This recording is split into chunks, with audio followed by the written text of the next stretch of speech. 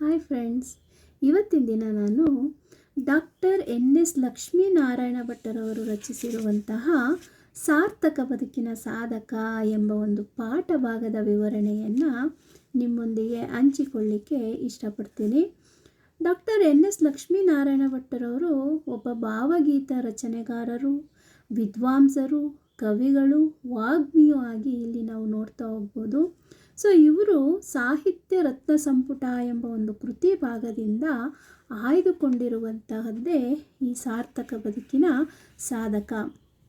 So ಮಾನವನ ಜನ್ಮದ ಸಾರ್ಥಕತೆ, ಮೌಲ್ಯಯುತ ಜೀವನ, ಅವನ ಆದರ್ಶ ವ್ಯಕ್ತಿತ್ವ, ಲೌಕಿಕ ಆಸೆ ಆಮಿಷಗಳಿಗೆ ಒಳಗಾಗದೆ ತಮ್ಮದೇ ಆದಂತಹ ಆದರ್ಶ ವ್ಯಕ್ತಿತ್ವವನ್ನು ಹೊಂದಿದ್ದಂತಹ ಕನ್ನಡ ಸಾಹಿತ್ಯದಲ್ಲೇ ಅಪ್ರತಿಮ ಧೀಮಂತರಾದಂಥವರು. ಸೊ ಸಾಹಿತ್ಯ ಲೋಕದ ಭೀಷ್ಮ ಎಂದೇ ಕರೆಸಿಕೊಂಡಂಥವರು.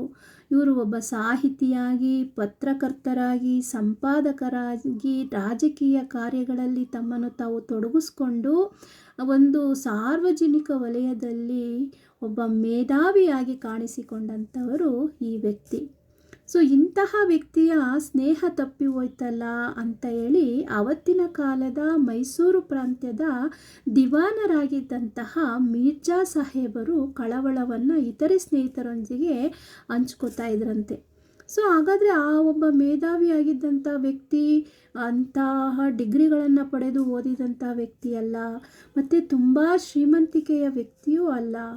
ಆದರೆ ಅವರ ವ್ಯಕ್ತಿ ಏನಕ್ಕೆ ಪ್ರಾಮುಖ್ಯತೆಯನ್ನು ಪಡ್ಕೊಂಡಿದ್ರು ಅಂದರೆ ಅವರಲ್ಲಿದ್ದ ವಿವೇಕ, ಒಳ್ಳೆಯ ಆಲೋಚನೆ, ಅವರ ಕ್ರಿಯಾಶೀಲ ಕೆಲಸಗಳು, ಅವರ ವಿವೇಕಯುತ ಮಾತುಗಳು, ಅವರ ಆರ್ಜಿತ ಪಾಂಡಿತ್ಯವಾಗಿರ್ಬೋದು, ಅವರ ಸಾರ್ವಜನಿಕ ಹಿತಾಸಕ್ತಿಯಲ್ಲಿ ಹೊಂದಿದ್ದಂತಹ ಅವರ ಚಟುವಟಿಕೆಗಳಾಗಿರ್ಬೋದು, ಮತ್ತು ಅವರ ಸಾಹಿತ್ಯದ ಪಾಂಡಿತ್ಯದಲ್ಲಿದ್ದಂಥ ಜ್ಞಾನ ಆಗಿರ್ಬೋದು, ಇವೆಲ್ಲದಕ್ಕೂ ಮನಸೋತಿ ಸ್ನೇಹತ್ವದ ಹಂಬಲವನ್ನು ವ್ಯಕ್ತಪಡಿಸಿದಂಥವರು ಈ ಮಿರ್ಜಾ ಸಾಹೇಬರು.